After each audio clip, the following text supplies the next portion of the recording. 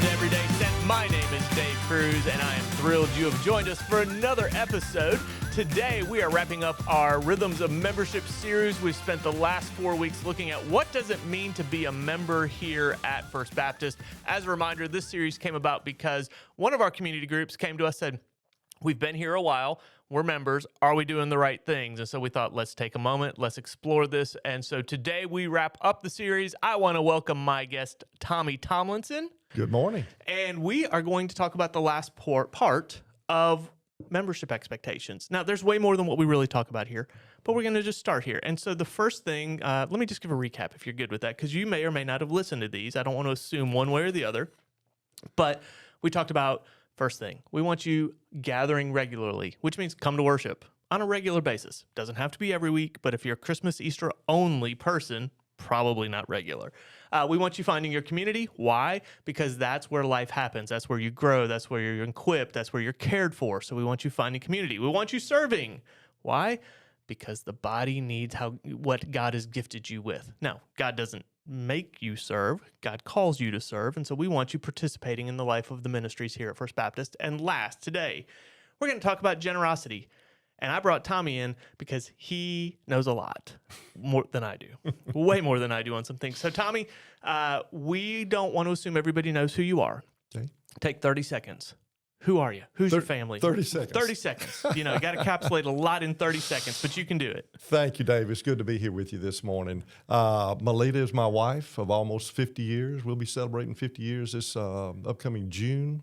We have 3 daughters, 3 sons-in-laws, and we have 8 of the best grandchildren in the world. Amazing. Yeah, and I have actually been a member of First Baptist Church, except for a time period that I was living in Meridian my whole life. Your whole life. From birth to here. So you've seen a lot around here. Seen a lot around here. You know a lot of people Wonderful. around here. Love this place. Love Yes. the people. Yes. So your career has been what? My career has been in banking industry for over 50 years. All right. Yeah.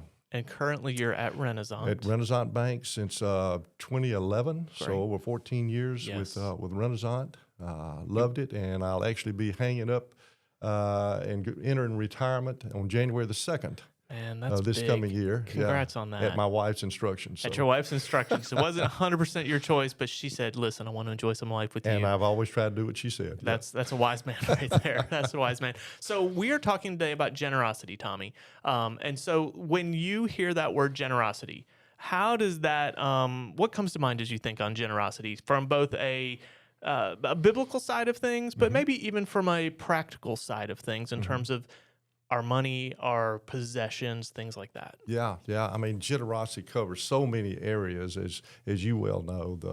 The obvious in a church setting is our generosity toward the church and our givings, and be sure we're doing it not only in the right manner, but with the right attitude that we do that. And then it falls from everything else, which is just as important. In fact, time that you give, to me, is probably just as, if not more important than the monies that you give. Exactly. Because time you can't get back, and it's precious and everything. So you see it all the time in life with people that just give of their time and probably don't demand any recognition for giving their time, but they're so precious in what they do. We see it here at our church, the things, the greeters, the men that ride the golf carts on cold, wet days, and give of their time there.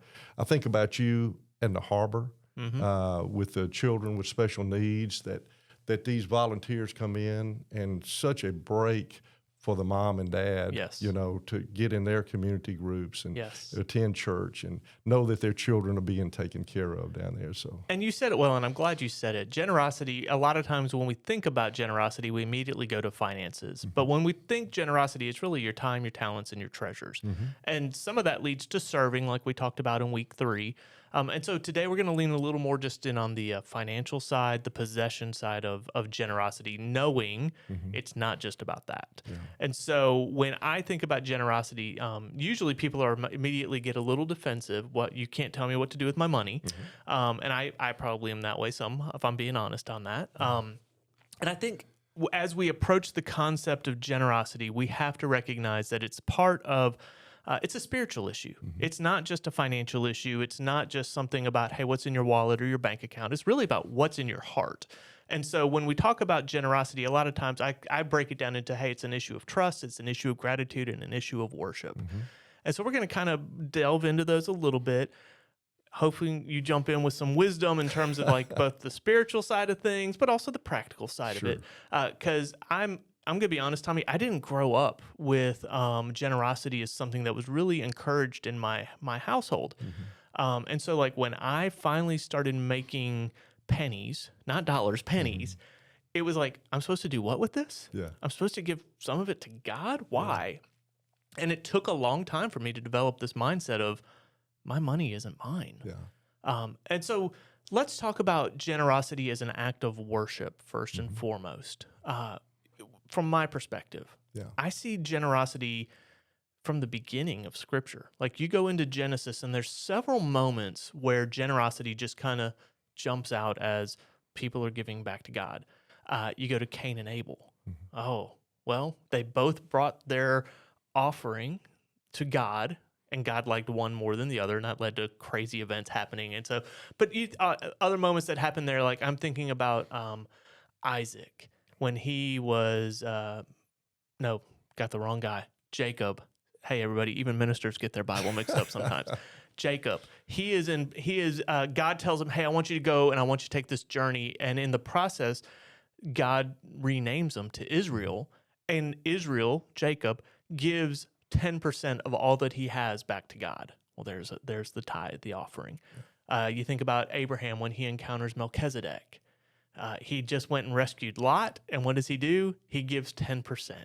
I think about Malachi, who says, the prophet Malachi, who's speaking God's words to the people and says, test me, give 10%, and see if I don't bless your storehouses.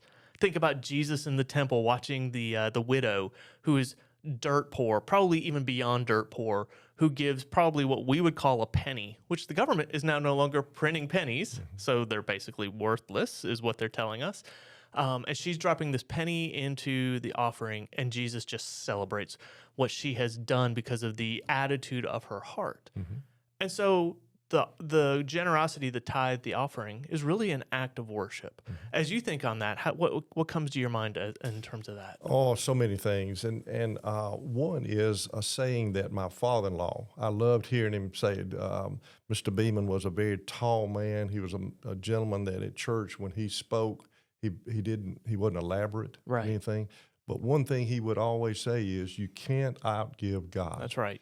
And so one thing I think about is that in our givings, whether it be financial or time or talents or whatever the case may be, it should be done with a thankful heart. Yes. That gratitude that we have for a living God who is taking care of us in every step we take. You mentioned your thoughts when you were young, married, and dollars were tight. I think we all go through that. Yes. And I can remember at one time in Melita and I's young married life with young children at the house, I said, can you hold off giving to the church a couple of weeks, till we get, I don't know if you ever experienced that. We had a conversation about this just this past week. Well, thank goodness I have a godly wife who said, no, this will be the first thing we'll do. Yes, exactly. And, you can look back and see how God really does take care of you. Yes. And that his blessings are real and he is a true God. So, giving with a grateful heart, thanking a living God is the key to it. Yeah, and I think that is the key to it, is recognizing, hey, we're worshiping, and worship is simply declaring to God his greatness, his holiness, his worthiness. And so when we give back to God, God doesn't need our stuff. Let's just be honest. It's already his. He gave it to us. But it's a recognition of, you are worthy of my possessions, the things that I already have. You are capable of doing more with this than I even can. And you've said it. It's a recognition. Hey, you gave this to me, God. I am blessed because you have blessed me. And so therefore I'm giving it back to you. And I think on what you're saying there, it starts at a young age. So when you do hit those moments of, man, I don't have a lot of dollars. What do you mean I need to give them up? Or, man, I got a lot of expenses coming in. Yeah. Maybe I hold off on writing that check to the church. I love that you said your wife was like, no, we're doing this first. And I would imagine that's because she had been taught the first thing is you give to God. Yeah. And so let's talk about those moments where it feels tight and you're like, hey, so I'm going to give a personal example here. My wife may kill me for doing this part, so hopefully she doesn't watch this episode. This past 2 weeks, here are things that have transpired in my house that led to that conversation of, man, if we didn't have to do this check right now, that would be helpful. But we did the check, so we'll just get that out of the way. I'm having a new roof put on. I have a deductible. Her car broke. It's a repair with a comma in it, and so it's not just a couple $100. Our cooktop range has given up the ghost, and we're looking at that going, those aren't cheap. We got a medical bill for Noah. And it's like all of these things have just added up to where we're going, oh. And then it was Sunday, and it was time to write a tithe check. And we both just looked, we're like, we're going to do this. Now, I didn't grow up being taught that way. She did. And so she was the one who said, it would be good if we did this. Not because God's going to, not prosperity gospel. He's going to bless us because we gave more to him, but more, hey, we're giving because it's a recognition. So let's talk about how do we develop that in kids? How do we help start early with giving? You've got 3 daughters. That's right. I would assume that you at a certain age, you started talking with them about, hey, this all belongs to God. How do we be generous? So walk with us through that. How do we help people develop that mindset? You know, I can recall too, with the daughters as it was with me, with my parents at a certain age, the idea of my father, you know, filling out the envelope at that point. You know, seeing what he was doing, and then he would give me $1. And I would put it in the offering plate as it was coming by. That training, I guess, and then the absolute certainty we know that everything belongs to God. It is all his. You know, the talents you have are his. The talents this young man has over here, that's his. He's referencing JM behind the camera, everybody. We don't have some young guy just tied up in a corner. He's helping us out here. What I love to see is in communities, you can tell a community that is a giving community. If you go through it. And if you look at the numbers, I'm sorry, I'm a banker. You are. If you look at the numbers, Mississippi, our state, is one of the most generous states in the United States. Isn't that amazing? I did not know that. Our people give. Now, they give in so many ways. You know, it's obviously, you and I talk about giving to the church or giving to this mission project or giving to a building project that the church may have. All those things are so important. But just as important is when we get out into the community, you know, at the restaurant. Do you leave a nice tip? For the person there. Great way to take it. You know, are you saying a nice, pleasing acknowledgement to a stranger? You know, who maybe doing something. So there's just so many ways that we can give back our gratitude to God. I mean, Jesus taught us this. He was the ultimate giver of everything. You know. And the person that we can rely upon and put our faith in and use as our example of how we need to do things. So, you know, I see it all the time. People who have a lot, you know, a lot's expected of them, and we see that. Some have asked, and I've had discussions about, well, isn't it better to give and nobody knows that it's you giving? Sometimes, there's a lot to be said about that.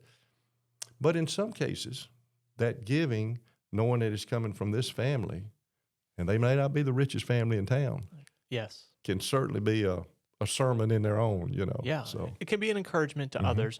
I think on giving, especially in times of scarcity, you know, our role as parents is to equip our kids to be able to live a life that is God honoring, if we're believers, that is a light in the darkness, and things those type of moments where we draw folks in. I think as parents, as we train our children, one thing we have to remember is we default to our training in moments of crisis or scarcity. And so if we have taught our kids at a young age with $1, a quarter, or whatever it may be, to give and to develop that habit, that rhythm, and habit's not the right word because it's supposed to have a heart element and all of that, but at the same time, there is a habit of it. When our children hit those scarcity moments, those moments of, man, my bills are just bigger than normal and I'm tempted to withhold my tithe, my offering, my whatever, they'll default to what they know, what they've been trained to do. So that's some of it is, I think, on parenting. No question. Train them now so when things do get harder, it's just part of who they are. How would you answer the person that's like, well, you're just asking for my money, church, organization, a religious organization, maybe it's a parachurch organization, because you need money to do your ministry, which you want to do. How would you address that person and help them maybe see a bigger picture on that? Yeah, I think that's the time when you talk about, who is the most generous person that's ever lived. Yeah. It was Jesus Christ. Yes. And I mean, he gave it all, Yes. To us. And if you think about it and know that's the absolute truth about what happened during that time period, then you should have a more grateful heart, a thankful heart toward Jesus. Yes. In what he did.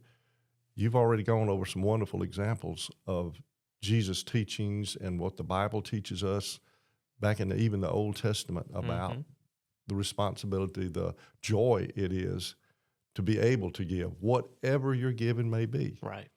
The widow, as you and I talked about earlier, gave a penny or whatever, very little. Yeah. But in God's eyes, Huge. that was huge. Yes. That was huge.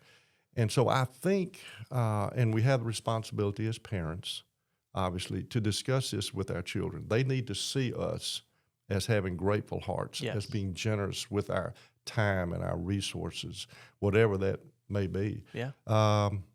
And I think every time period is a little bit different. At my age, I was raised by two parents that went through the Great Depression, went through World War II. Yes. And yet, even though they did not have a lot, again, I witnessed what they did growing up. Yeah. Yeah, it's a response to God. I think on that question of well, doesn't the church want my money just so they can do their thing? Is somewhat the serving. You weren't here for the serving conversation, but it's the same concept of God doesn't need our money to do what He wants. If God wants to use First Baptist for something, He is going to make that happen. You're being invited in to what God is doing at First Baptist and other churches, honestly, through your financial support, through the tithe, through the offering. Now, it starts as an act of worship. It's a show of gratitude. It's a show of support of the ministries of the church. It's a show of trust that God is going to bless and provide. And we're not talking prosperity again. Let's be honest on that one. We're not saying, hey, you give more and God will give you more. But He will provide. And that's really what most of us are looking for. Now, some people are looking for a little bit more than provision, but I understand that. So as I'm going to put you on the spot with this one, and you totally be okay to deflect it back to me if you want, okay? How much should a person then give? Like, is there a magic number out there that you're like, man, if you're not doing this, I'm totally putting you on the spot. I'd rather you answer that first, and then I'll jump in if I need to. Well, I have to go back again to the way I was raised. Yes. It was 10%. Yes.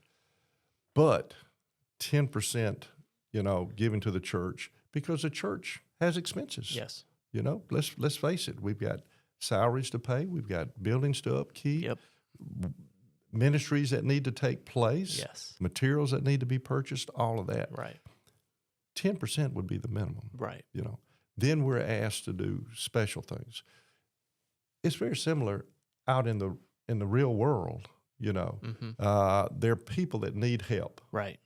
And we don't know who those people are. That's right. So you look for ways to get money to those people. Locally, for example, we've got the community fund here that serves that purpose. They can get the money that you give to the people who need their electric bills paid. Correct.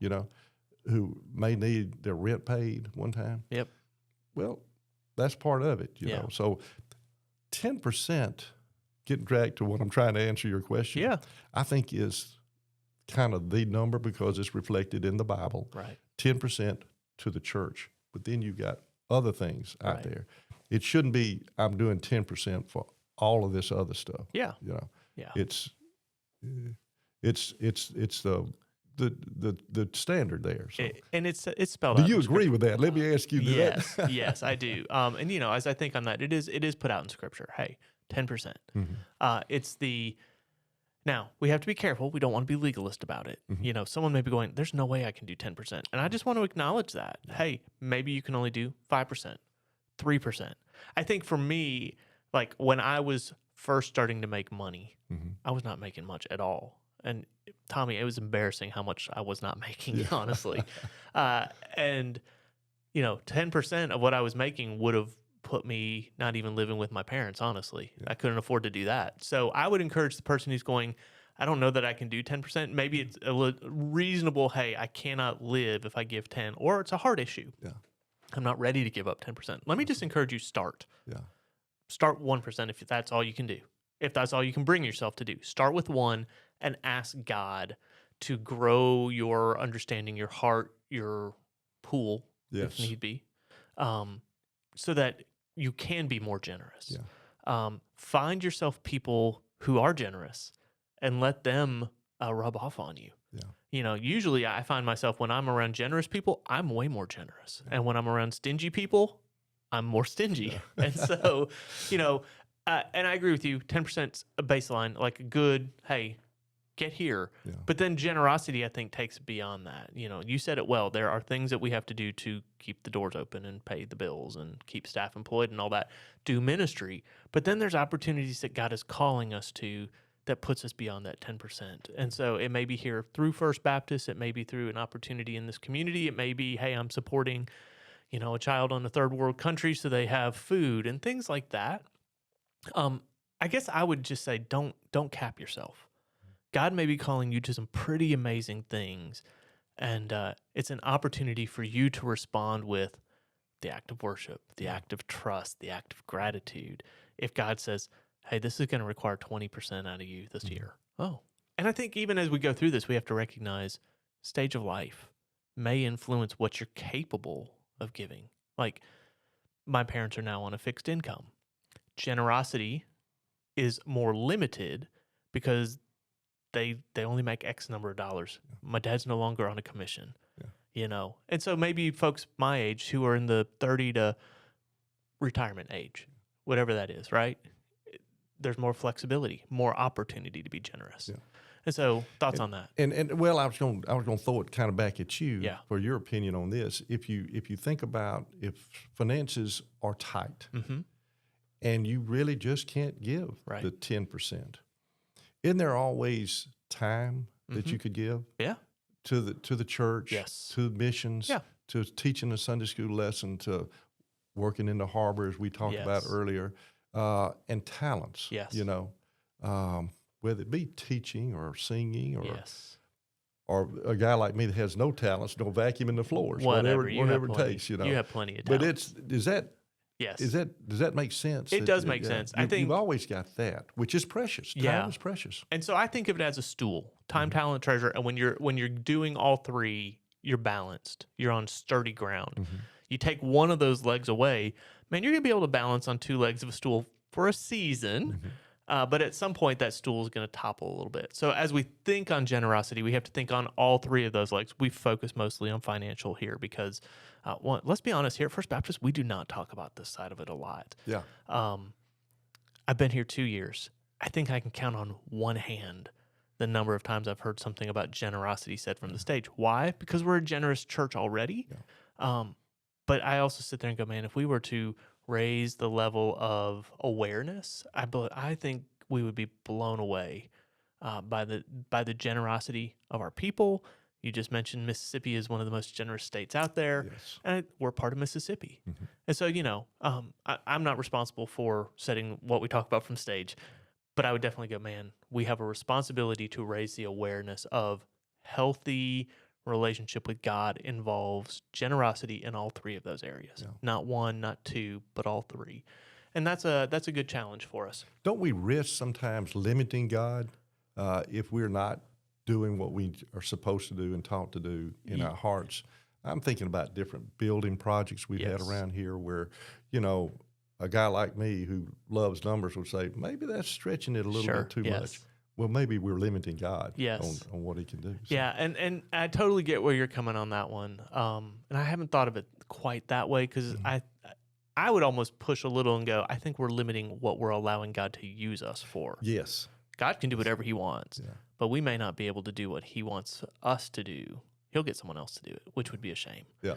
So it's cool. Tommy, I'm looking at the clock and I'm like, wow, we're already at this number. I don't know how we got here, but this was a lot of fun to talk through. Great fun for me, and thank you for all you do around the church. Listen, it's just great to have you and your family here. We love being here. It's a great place to be. We want to say thanks for being here. And I'm about to push this red button right here. Uh-oh, it didn't go. There it is. Hey, that's the music. We're wrapping it up. I want to say thanks for joining us. We start a new series next week, kind of looking at the holiday hustle and bustle and how do we keep our focus on God and Jesus during all of the good things that come with Christmas. Hope you'll come join us for that. See you, bye.